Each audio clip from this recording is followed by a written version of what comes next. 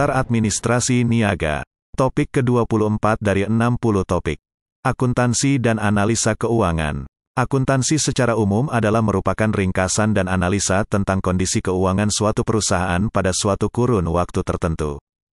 Proses akuntansi akan menghasilkan laporan laba rugi yang akan menyediakan informasi yang lebih rinci tentang kinerja dan kondisi keuangan perusahaan pada suatu waktu tertentu.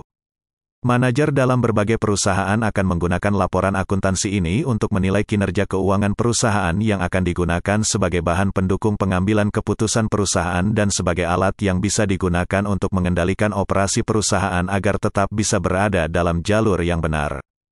Proses akuntansi tersebut bisa dilakukan oleh seorang akuntan yang bisa bekerja di sektor privat maupun publik. Akuntan privat akan memberikan jasa akuntansi kepada perusahaan tempat di mana dia bekerja saja.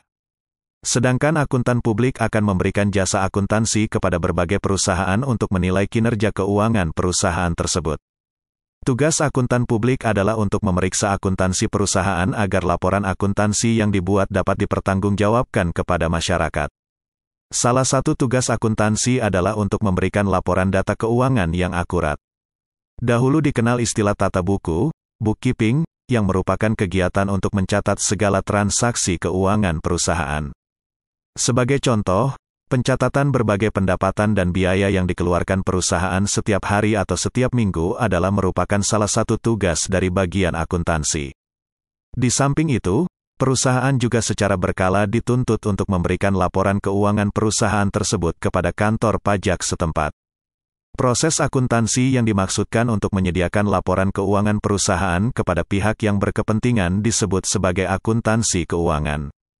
Akuntansi keuangan ini harus dikerjakan sesuai dengan standar akuntansi yang berlaku. Di Indonesia terdapat standar akuntansi Indonesia yang berisi berbagai pedoman yang digunakan dalam proses akuntansi. Standar ini dimaksudkan agar terdapat konsistensi antar laporan keuangan dari berbagai perusahaan sehingga laporan keuangan tersebut dapat dibandingkan.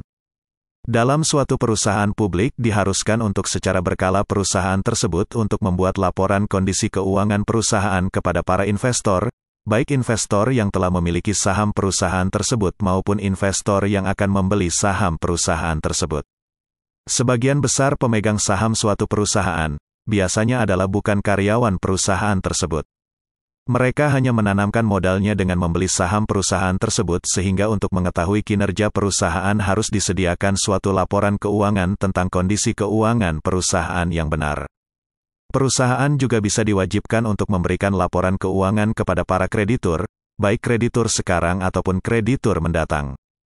Hal ini dimaksudkan agar kreditur dapat menilai laporan keuangan perusahaan untuk dijadikan sebagai pedoman bagi proses pemberian kredit selanjutnya.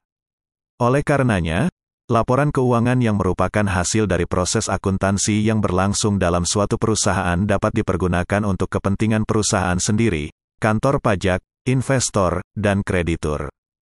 Perusahaan akan menggunakan informasi keuangan yang dibikin oleh akuntan ini untuk mendukung pengambilan keputusan perusahaan.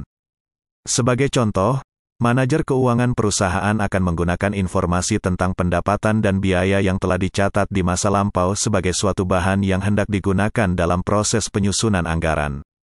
Sedangkan manajer pemasaran akan menggunakan informasi penjualan untuk mengevaluasi program promosi yang dijalankan perusahaan.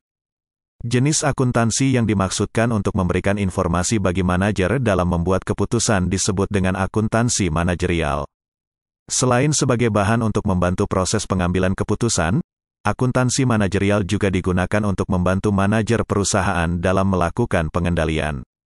Dengan melihat laporan keuangan yang ada, manajer perusahaan dapat memonitor kinerja dari individu, divisi atau produk yang dihasilkan oleh perusahaan, apakah menghasilkan keuntungan yang memadai atau tidak. Dengan melihat laporan keuangan yang ada, manajer perusahaan dapat memonitor operasi perusahaan dan mengidentifikasi kekuatan dan kelemahan yang dimiliki oleh perusahaan pada saat itu. Laporan keuangan yang bertanggung jawab. Walaupun telah ada standar akuntansi yang telah ditetapkan, seringkali perusahaan melakukan manipulasi atas laporan keuangan yang dibuatnya. Beberapa perusahaan mencoba untuk melebih-lebihkan pendapatan yang diperolehnya, keuntungan yang terjadi lebih ditonjolkan sedangkan kerugiannya ditutupi sehingga di dalam laporan keuangan akan terlihat bahwa perusahaan tersebut memperoleh keuntungan yang banyak. Laporan keuangan yang tidak sesuai dengan kondisi keuangan perusahaan yang sebenarnya ini akan mengakibatkan publik menjadi salah menilai kinerja keuangan perusahaan tersebut. Kasus perusahaan Enron di Amerika Serikat yang melakukan manipulasi data keuangan perusahaan dengan bekerja sama dengan perusahaan akuntan publik Arthur Andersen telah menimbulkan skandal keuangan yang cukup mengejutkan di sana. Terkuaknya skandal keuangan ini menyebabkan banyak pemegang saham perusahaan tersebut mengalami kerugian karena harga saham langsung jatuh begitu skandal keuangan ini terkuak. Laporan keuangan yang tidak bertanggung jawab ternyata dapat mendatangkan kerugian baik bagi perusahaan itu sendiri maupun para pemegang sahamnya. Perusahaan seharusnya mampu menggunakan metode akuntansi yang mampu memberikan indikasi paling akurat tentang kondisi keuangan perusahaan tersebut. Dengan melakukan hal tersebut, setidak-tidaknya perusahaan akan mendapatkan keuntungan dalam dua hal.